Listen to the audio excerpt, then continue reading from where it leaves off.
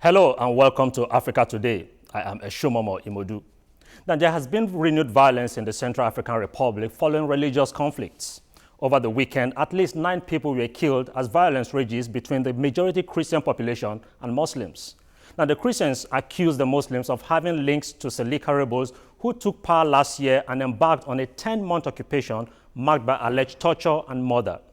And the presence of 1,600 French soldiers and 5,000 African troops has failed to stop the violence despite the confiscation and destruction of seized weapons. Meanwhile, in faraway Hague, the International Criminal Court began the hearing of Africa's Terminator, Bosco Ntangada, to determine if he should stand trial for war crimes. Ntangada is accused of 13 counts of war crimes and 5 counts of crimes against humanity, including murder, coercing of children to become soldiers, and keeping women as sex slaves. Now, what should be done to ensure Africa is free from crisis? Share your thoughts with us on Twitter at TVC Africa Today or send an email to africatoday@tvcnews.tv. We will take this report and Africa Today will be back. Thanks for joining us. Again, the streets of Bangui boils. Renewed hostilities has resulted in the death of 1 person in Kilometer 5, a predominantly Muslim neighborhood. The anti-Balaka militia have been blamed for this gruesome execution. This incident adds to the Red Cross growing statistics of recovered bodies in the deepening conflict that has ripped apart the Central African Republic. The fighting continues. Sporadic gunshots are fired by armed groups. There is chaos on the streets. African peacekeepers take positions to counter retaliatory attacks.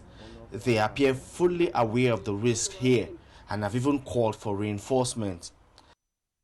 Internally, within the territory itself, the kinds of heavy massacre killings which we witnessed when we got here have actually subsided. We will not talk about a 100% situation of security now. That is far from the truth. But at least we are on a good footing, and we want to believe that with all the logistic support which we are expecting to have, we will do better than what we are doing now. Apparently, there could be need for military reinforcement as the troops on the ground battle to restore peace.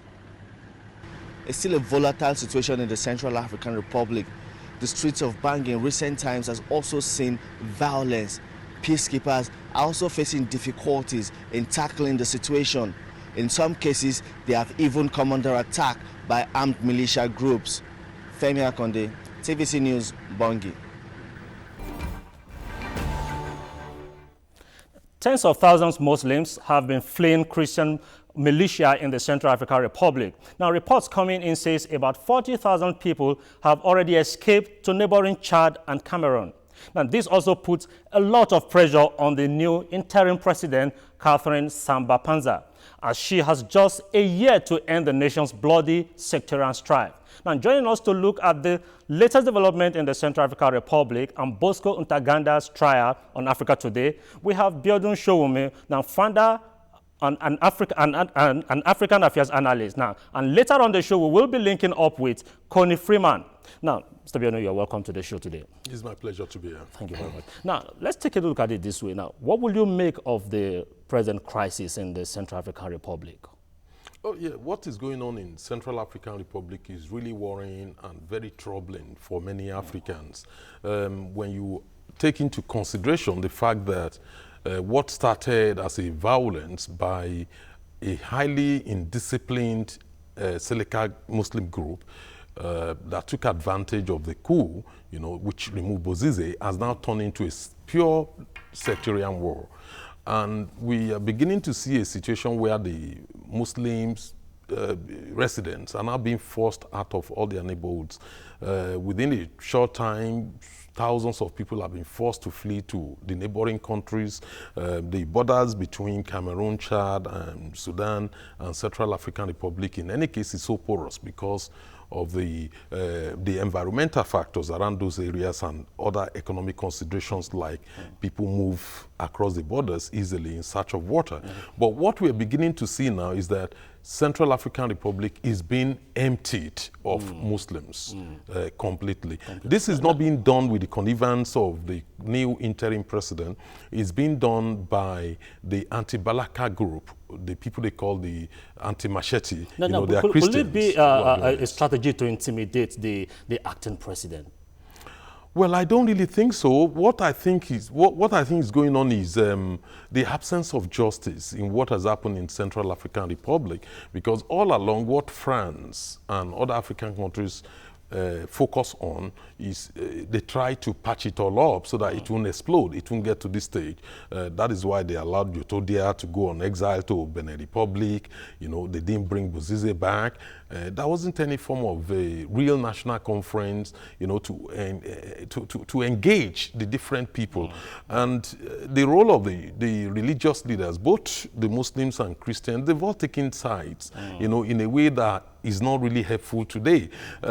We need to have a frank, honest talk about what is going on in Central African Republic. There should be a national conference. There should be a form of, whether you call it a national conference on religious tolerance or on cohabitation, there should be one. Number two, the United Nations is also failing Africa in this situation. Having France with 1,600 troops to lead 5,000 other African nations' forces, to calm what is, to pacify, the troubles in a country bigger than the size of France, is a joke. I mean, it's something you won't even, it's hardly enough to pacify 3 states in a country like Nigeria. So we need the United Nations to actually come in and try and restore order.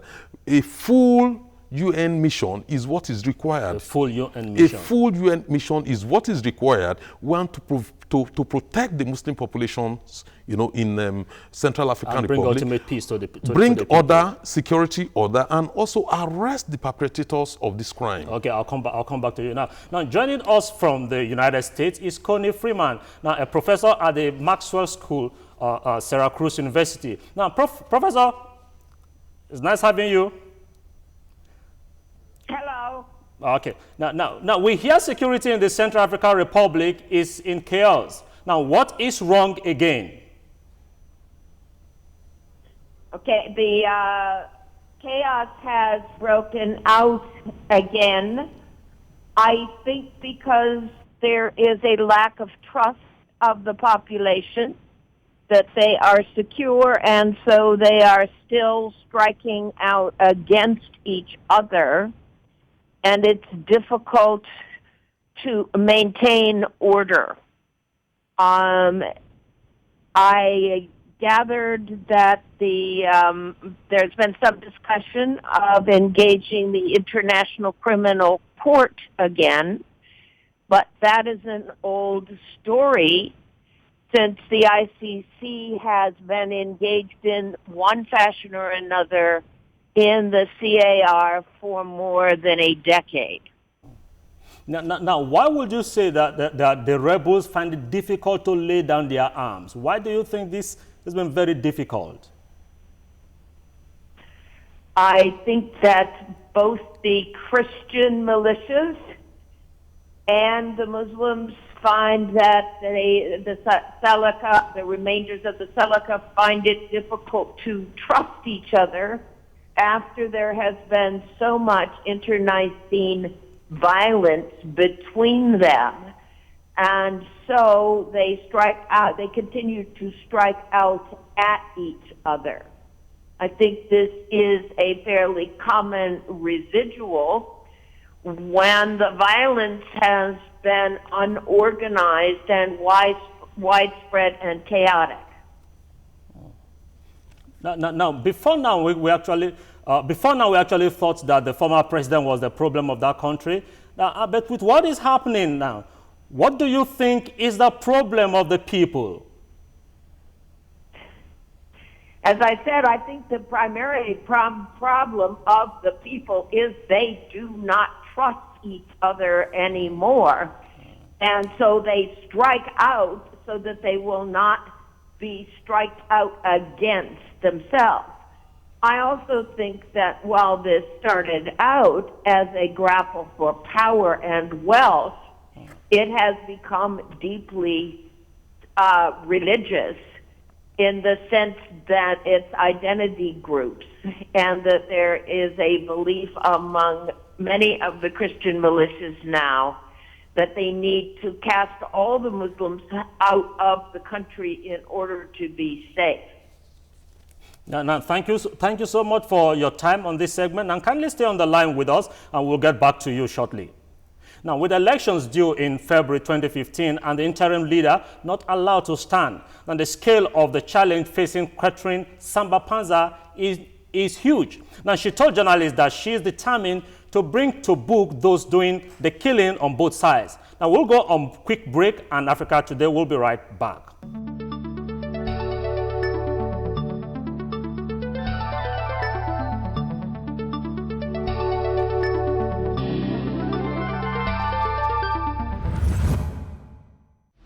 Prosecution will demonstrate that there are substantial grounds to believe that the crimes for which Bosco Ntangada is charged were neither random nor spontaneous.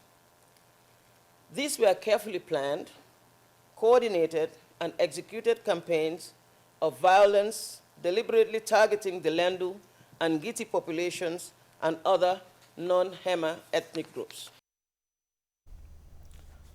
Now, at his hearing on the, in the International Criminal Court,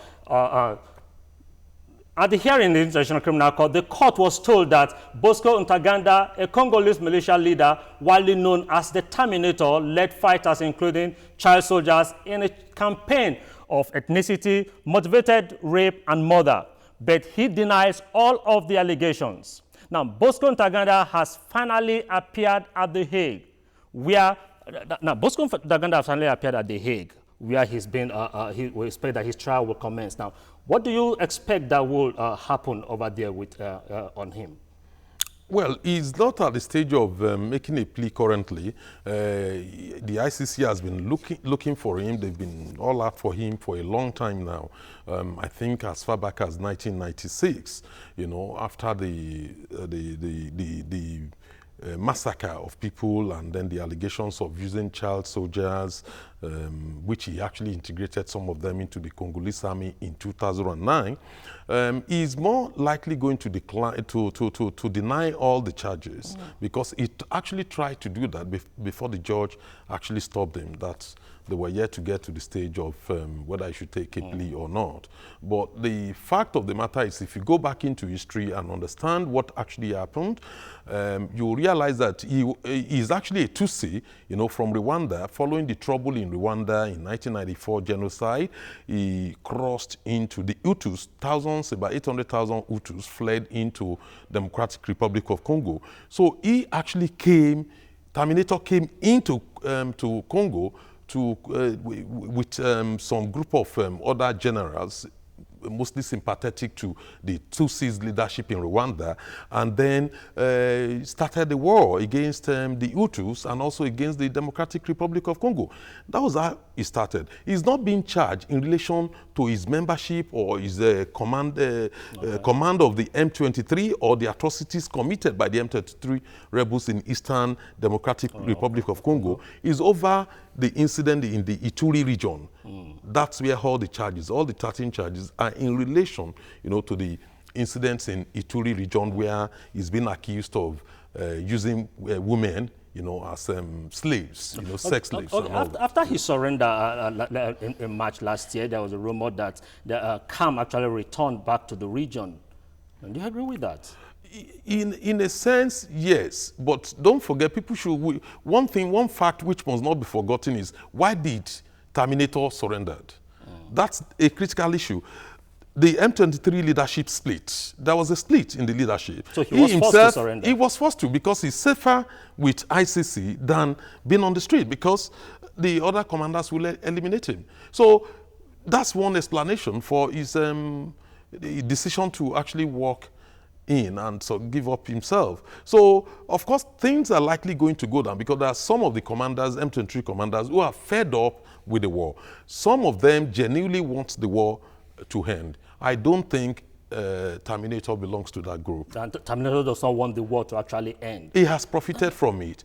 and he was already wanted anyway, so before he gave himself in, so there was no way. If the war can continue, that will provide him some measure of security.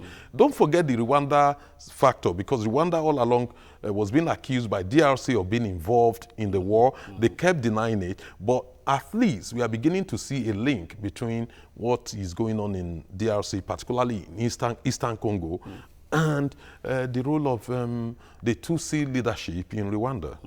Now, would you say that Ntangada is actually the main problem of DRC? Ntangada is not just the main problem. There are other forces, there are other commanders who are actually, challenging the leadership in DRC, or who are not happy about what is going on. For instance, the trouble in the Kivu region is a good example. But they all came together under M23 with Ntangada, popularly known as Terminator, with his own separate agenda against the Hutus that fled into DRC. Ntangada is already under arrest, and the situation in the DRC, is it still possible to raise another Ntangada if we don't really deal with the major reason why this conflict persists this far? Yes, it is possible because you have the neighboring countries, Rwanda, Uganda, they're all there, and everyone is, all those countries are trying to have their own areas of influence. And particularly in the case of Rwanda, the United Nations or the African Union needs to actually get Rwanda and DRC leadership to start talking about how to end this crisis. It's quite very crucial because Rwanda keeps denying it, but you only need to not to look far. You can see some of the influences and some of you can see some of the actions of the Rwanda leadership is aiding. The crisis in Congo. But I'll come back to you. Now, we've established contact with the professor. Now, Professor, should Africa rely on the ICC to give Bosco a fair hearing? I think that this case has been in the works for almost a decade now, and the recent announcement was simply that they would undertake an investigation to decide whether they would hear this case.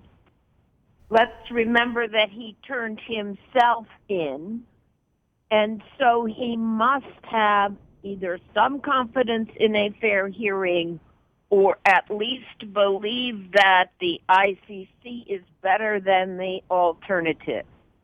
No matter the outcome of the judgment, I'm saying that what do you think will become of Bosco Ntangada and the peace in Africa? I'm not sure that the outcome of the ICC hearing of Ntangada is going to have a great impact upon the peace in Africa. One of the difficulties that we've seen over and over is that the intervention of the ICC into conflict cases sometimes increases the conflict rather than decreases it. It's your classic juxtaposition between peace and so-called justice.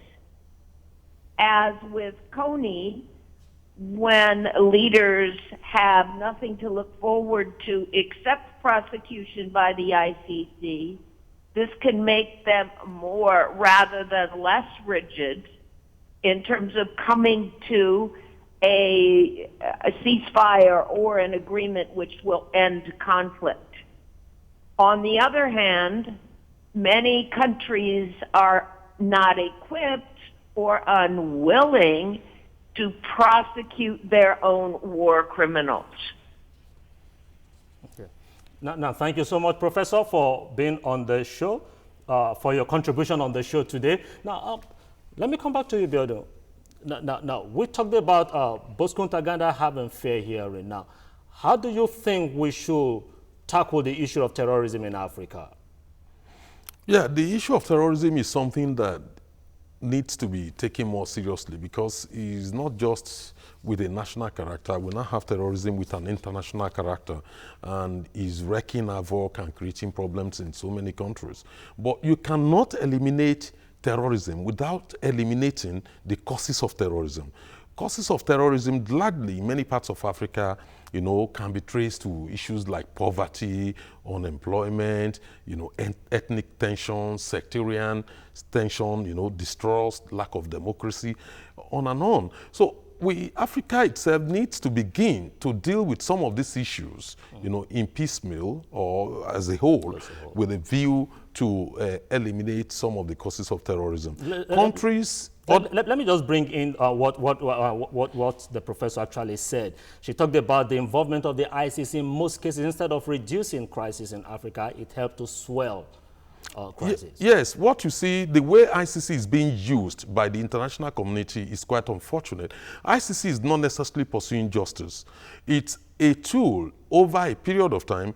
It is increasingly becoming clear that it's a tool being used to pressure one party or the other to make concessions. That is, when you can't resolve issues behind the closed doors and people are digging in, then you get the ICC in and try and see whether you can get the ground softened. But that is when the international community is only after peace at all costs. But in terms of justice, the requirements of justice is totally different. If you have to do that, then you have to go all the way. Is all the parties involved? Like in the case of Central African Republic, both the Christian militias and the Muslim militias, all of them would have to be dealt with. It doesn't make sense singling out one section which you believe is recalcitrant.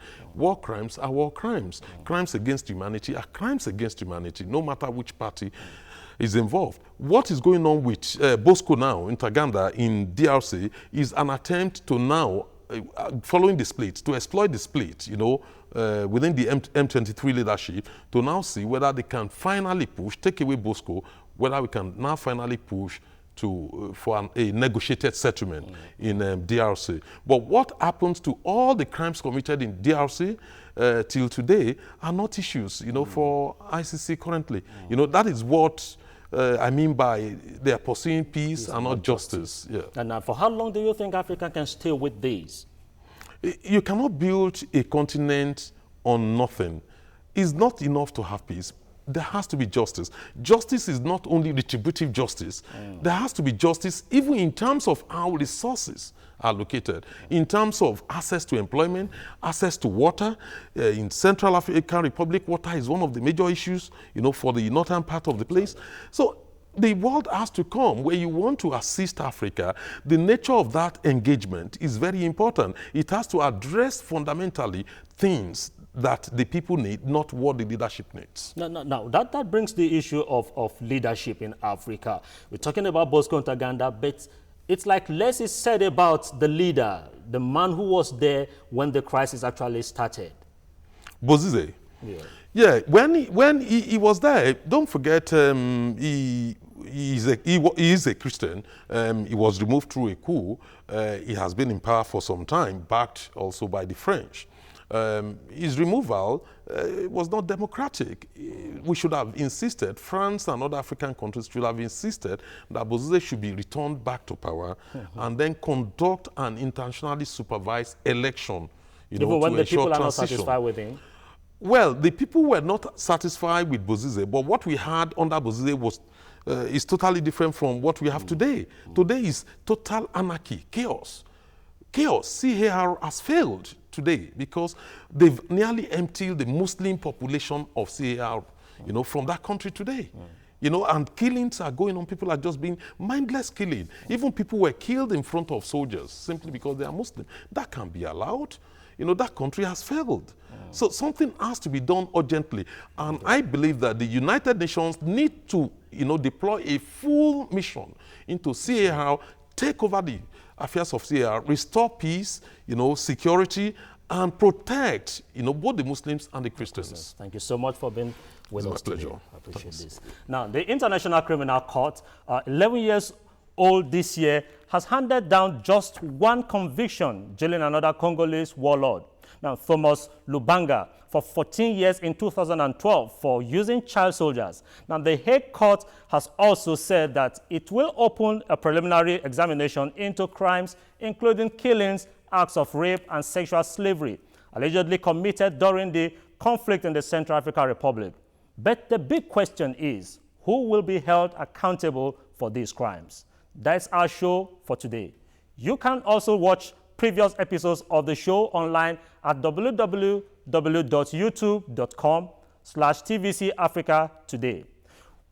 Till we come your way again next time, I am Eshomomo Imodu. And remember, this is Africa. Bye for now.